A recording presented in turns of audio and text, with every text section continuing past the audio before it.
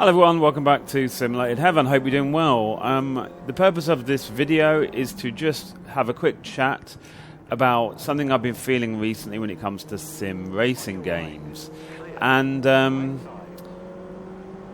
in the background is a perfect example of what I want to talk about: AutoMobilista One, the mini challenge series at Brands Hatch Indy. Now, the main point of this video is I really want to talk about the kind of shiny object syndrome in sim racing, which I am very much guilty of having as well. And it's like, when I go back to play these older games, I kind of feel like, why am I spending so much money on buying new games, right? I just don't see the point, honestly. It's like I keep buying more and more sim racing games, right? And then I come back to AutoMobilista One. It still has great force feedback on my Moser steering wheel. Some of the cars in this game actually feel slightly better than AutoMobilista 2. It still feels awesome.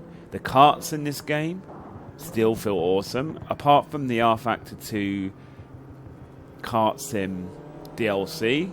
This is up there, like the karts in this game are up there as being some of my favourite feeling karts in sim racing. So it's like, this is a great game, and why do I feel the need to buy the newer games and to stop playing this game? It's like, I could basically have AutoMobilista One with a load of mods and skin packs. I could have Asetto Corsa with a load of mods and everything.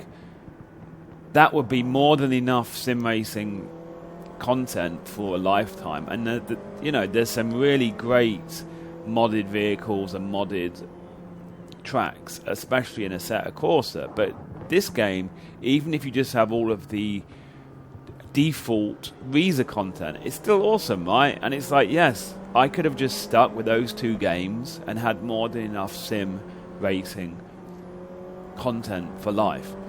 I suppose it's almost a bit like a peer pressure, and I think this is also because of online, right?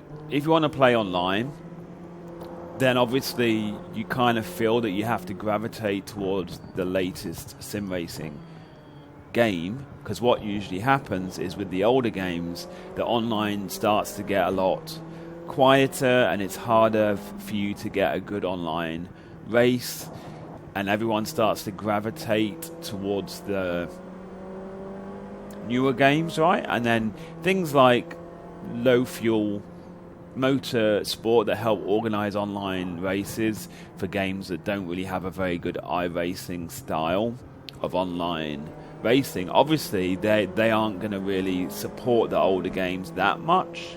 I think they do still support Asetto Corsa though. But yeah, I think this is why it's like everyone, because of the online, I think, feel like they have to gravitate across to the newest, shiniest object.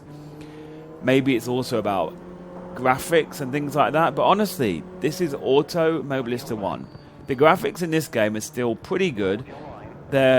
Obviously, they aren't up there with some of the latest sim racing games, but I think the graphics in this game are more than enough, right?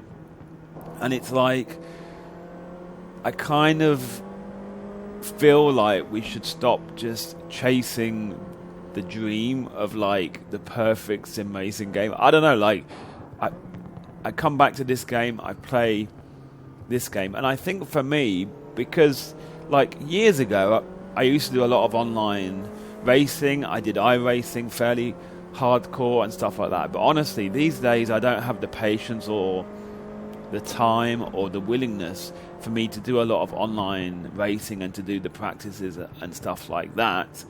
So for me, most of my sim racing these days is frankly offline racing against AI. So a game like this still works really good for racing offline against AI, you know?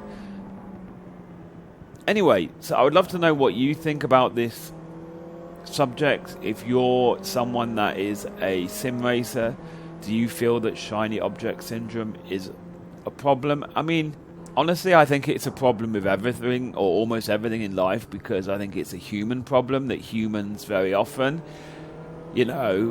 like to use the latest, shiniest object, the latest products and things like that. And it's like, yeah, I think for me, with gaming in general, I kind of wish that I would just have spent more time in a handful of games that are really good, rather than always just buying more games, buying new games, buying the latest games. It's like, yeah, I kind of wish that I could have been one of these people that had one or two, or like a handful of games, and really stuck with those.